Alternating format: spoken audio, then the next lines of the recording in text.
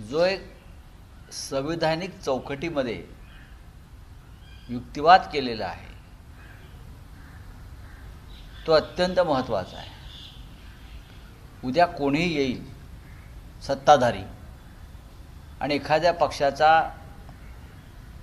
Legislative गट म्हणजे विधिमंडळातला गट विकत घेईल आणि सत्तेत सामील करून घेईल. ह्याच्यामुळे देशातली लोकशाही, संविधान याच्यापुढे फार मोठं आव्हान निर्माण झालं आहे.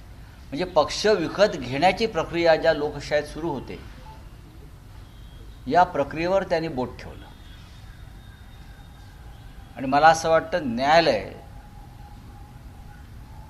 कपिल सिब्बल यांची ही भूमिका किंवा हा युक्तिवाद ऐकून न्यायालयसुद्धा काही काळ विचारात पडले. सर, सिब्बलांचा युक्तिवाद होता, पण आमदार अपात्रता प्रकरणावरती आज युक्तिवाद आहे. कपिल सिब्बलांचा युक्तिवाद हा पक्ष आणि चिन्हाच्या अनुषंगाने असल्याचं नाही. पक्ष आणि चिन्हाचा युक्तिवाद हा अत्यंत महत्त्वाचा आहे. कारण शिवसेना हा पक्ष हिंदुहृदय सम्राट बाळासाहेब ठाकरे यांनी स्थापन केलेला पक्ष, जो त्यांच्या हयातीमध्ये माननीय उद्धव ठाकरे यांच्याकडे सोपवण्यात आला. उद्धव ठाकरे यांनी नेतृत्वाखाली एक पक्षाची घटना तयार झाली. ती घटना आम्ही निवडणूक आयोगाला कळवली. त्याच्या रितसर पोचपावत्या आमच्याकडे आहेत. आणि ते म्हणतात की हा पक्ष हा अनडेमोक्रॅटिक, अलोकशाही आहे, अलोकशाहीवादी आहे. असे विचित्र युक्तिवाद निवडणूक आयोगानं त्यांच्या निर्णयात दिलेले आहेत. पक्ष आणि चिन्ह हेच महत्त्वाचं आहे ना. या पक्षावर जो पक्ष एका घटनात्मक रीतीने चालवला गेला, एक घटना तयार करून, आणि पक्षामध्ये आमचं सगळ्यांचं बहुमत असताना निवडणूक आयोगानं अमित शहाच्या दबावाखाली, कोणाच्या? अमित शहाच्या दबावाखाली हा पक्ष एकनाथ शिंदेना विकला 5,000 कोटीला. मी आकडा सांगतो आहे. त्याची किंमत 5,000 कोटी पक्ष विकत घेण्याची.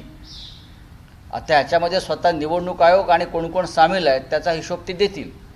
ते आकडे आम्ही देऊ नंतर. 5,000 कोटी त्यावेळेला खर्च झालेले आहेत. या सगळ्या प्रक्रियेत आमदार फोडणं, आमदार गुवाहाटीला नेणं, सुरतला नेणं, तिथून गोव्याला आणणं आणि पुढे निवडणूक आयोगामध्ये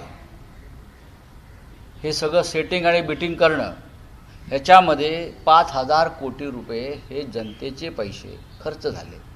आणि हा पक्ष अमित शहांच्या शेअर मार्केटमधून विकला गेला. आणि निवडणूक आयोगानं त्याच्यामध्ये दलालाची भूमिका बजावली. निवडणूक आयोग हा एजंट आहे या पक्ष विकण्यामध्ये. आणि आतापर्यंत निवडणूक आयोगानं असे 4 पक्ष विकलेले आहेत. आमचा, त्यानंतर शरद पवार साहेबांचा, आता तृणमूल काँग्रेसचा, आणि अजून एक पक्षामधल्या काळात अशा प्रकारे विकला गेला. ही विक्री निवडणूक आयोग जर करत असेल लोकशाहीची, तर देशात उरलं काय? मी जो आकडा सांगतो हा आकडा खरा आहे. कदाचित याच्यापेक्षा जास्त आकडा त्यांचे लोक सांगू शकतील, मेंढ्यांचे. पण मी जो हिशोब केला, कोणाला कुठे किती, डेप्युटी इलेक्शन कमिशनरला एक कागद दिला आहे आम्ही, त्याची सही आहे. आमच्या नवीन घटना प्रक्रियेसंदर्भात. आणि निवडणूक आयोग सांगत आहे की आम्हाला तुमच्या पक्षाच्या रचनेसंदर्भात आणि घटनेसंदर्भात कोणताच कागद प्राप्त झाला नाही. यासाठी खोटं बोलण्यासाठी असं खूप मोठी किंमत मोजावी लागते. ती मिंद्यांनी मोजली. तुम्ही आकडे सांगताय, पुरावे काय तुमच्याकडे? भ्रष्टाचाराला पुरावे असतात काय देशामध्ये? एखादी घटना जर विकली जात असेल, लोकशाही विकली जात असेल, त्याला पुरावे नसतात ना. पुरावे ठेवून त्यांनी पक्ष विकला हाच पुरावा आहे ना. ज्या पद्धतीनं निवडणूक आयोगाच्या संदर्भात कोर्टामध्ये आम्ही निवडणूक आयोगाच्या विरुद्ध कोर्टात गेलेलो आहोत त्यांच्या निर्णयाविरुद्ध. लक्षात घ्या, हा पक्ष शिंदेना सहज मिळाला नाही आहे मेरिटवर. हा पक्ष विकला गेला, विकत दिला, आपला अधिकाराचा दुरुपयोग केला, आमचं म्हणणं ऐकून घेतलं नाही. त्याची किंमत मिंद्यांनी निवडणूक आयोगाला मोजली आणि अमित शहा त्याच्यामध्ये सहभागी होते. तुमचा हा निकाल जो सुप्रीम कोर्टामध्ये लागेल हा आगामी काळासाठी दिशादर्शक असेल? माइलस्टोन ज्याला आपण म्हणतो की माइलस्टोन जजमेंट, या देशात लोकशाही राहील की नाही, या देशामध्ये संविधानाचं प्रतिष्ठा राहते की नाही, आणि ह्या देशामध्ये अशा प्रकारची मनमानी यापुढे होणार की रोखली जाईल, या संदर्भातलं जजमेंट, निर्णय आणि निकाल आम्हाला अपेक्षित आहे. हा देश वाचवायचा असेल आणि या देशातली लोकशाही वाचवायची असेल तर सर्वोच्च न्यायालयाला जे कायद्याचं उल्लंघन झालं आहे, जी पक्षविक्री झाली, त्या संदर्भामध्ये तटस्थपणे निर्णय घ्यावा लागेल. आम्ही स्वतः समोरचा जो आमची रायव्हल पार्टी आहे त्यांचा सगळा भर सेटिंगवर आहे. ते ठामपणे सांगतात निकाल आमच्या बाजूने लागेल. सुप्रीम कोर्ट तुम्ही विकत घेतला का? ते ठामपणे सांगतात नाही नाही निकाल आमच्या बाजूने, तसं आम्हाला वचन दिलेलं आहे. प्रॉमिस, फेवर कोणी प्रॉमिस दिलं आहे? नरेंद्र मोदींनी. कोणी प्रॉमिस दिलं आहे? अमित शहानी. सर्वोच्च न्यायालयाने अशी दखल घेतली पाहिजे. मी तुमच्या पाठीशी आहे, घाबरू नका, असं जेव्हा गद्दारांना सांगितलं जातं प्रधानमंत्र्याकडून, तेव्हा मी सर्वोच्च न्यायालयावर दबाव आणून तुम्हाला निर्णय देईन, हे त्यांना सुचवायचं आहे का? हे त्यांना सुचवायचं आहे ना. पण मला खात्री आहे सर्वोच्च न्यायालय ज्या पद्धतीनं ऐकत आहे, काही क्युरीज त्यांना येत आहेत, त्या विचारत आहेत, त्यानुसार मला असं वाटतं संविधानाचा विजय होईल आणि आम्ही पूर्णपणे फक्त मेरिटवर न्याय मागतो. कायद्यानुसार न्याय द्या. आणि समोर रायव्हल ग्रुप जो आहे, त्याला आम्ही रायव्हल पार्टी म्हणतो, फुटीर गट, ते त्यांचा संपूर्ण भर हा सेटिंग, आम्ही सेट केलं, हा त्यांचा शब्द आहे अनेकांचा. काय सेट केलं तुम्ही? आमचं सेटिंग झालं आहे. तुम्ही सर्वोच्च न्यायालय सेटिंगच्या गोष्टी करताय देशामध्ये. ज्या देशामध्ये सर्वोच्च न्याय मंदिर आहे तिथे आमचं सेटिंग झालं आहे. आणि आम्हाला जसं प्रॉमिस आहे, कोणाचं प्रॉमिस आहे त्याने जाहीर करावं. नरेंद्र मोदींचं प्रॉमिस आहे की अमित शहाचं प्रॉमिस आहे? मग मी अमित शहाचं का असेल ते बघतो पार्लमेंटमध्येच. काल अमित शहा म्हणतात की मी तयार आहे चर्चेला. खोटे बोलतो तो माणूस. अहो घाबरलेला माणूस आहे तो. पाय लटपटत आहेत बघा तुम्ही, त्याचे हात लटपटत आहेत. खेळ संपलाय त्याचा.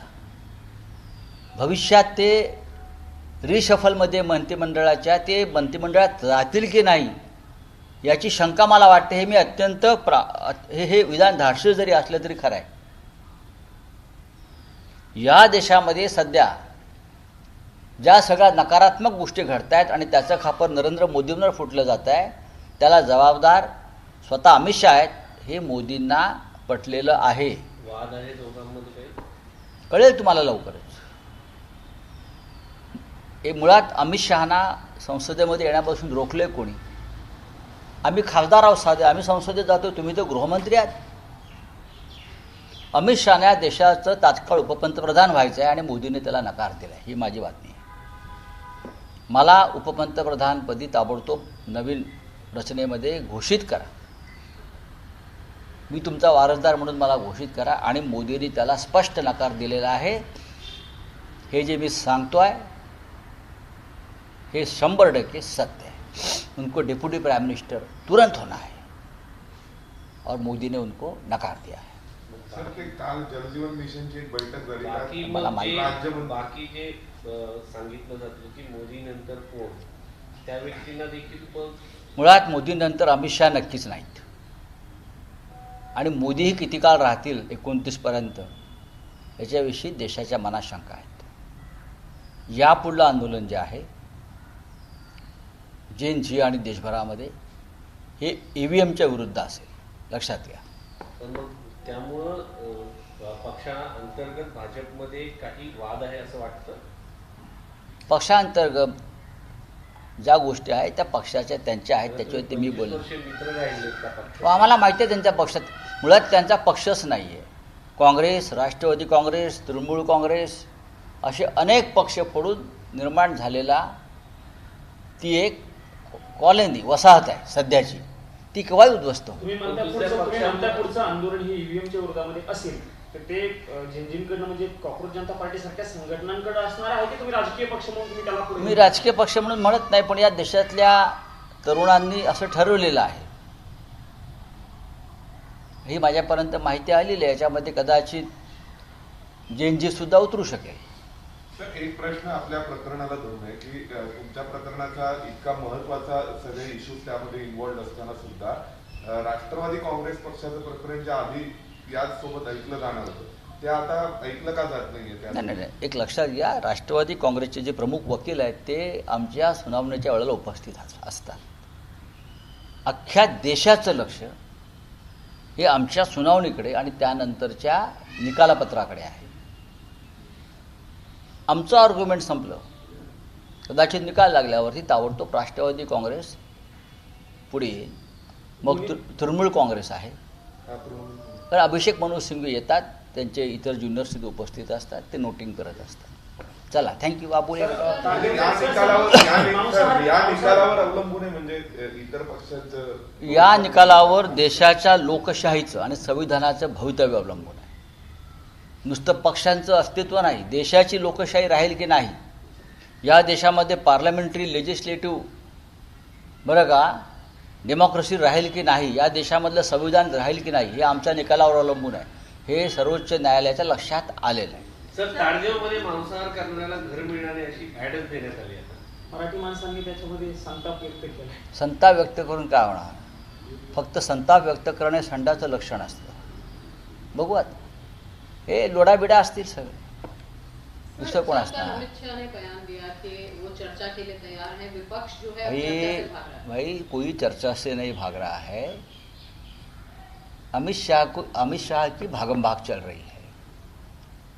जो अमित शाह अब तक सीना तान कर आते थे, ऐसा ऐसा ऐसा ऐसा है आना चाहिए ना. आप तो मेंबर है ना पार्लियामेंट के, आप गृह मंत्री हैं, आपको किसने रोका अंदर आने से?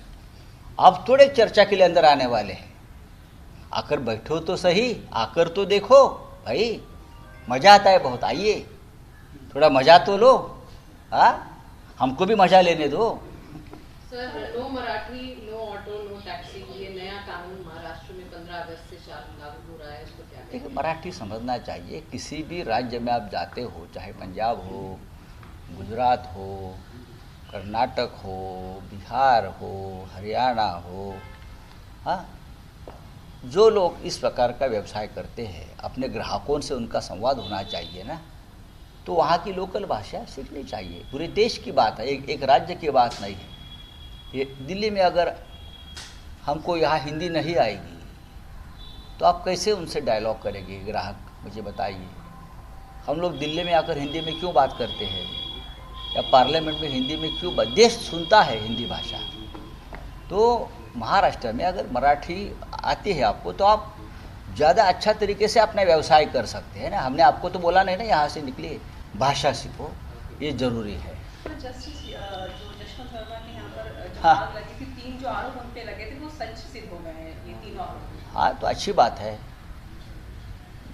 SIT ने जो उनकी इंक्वायरी की है वो ठीक तरह से की है, लेकिन ऐसे बहुत से यशवंत वर्मा आज भी जुडिशरी में है.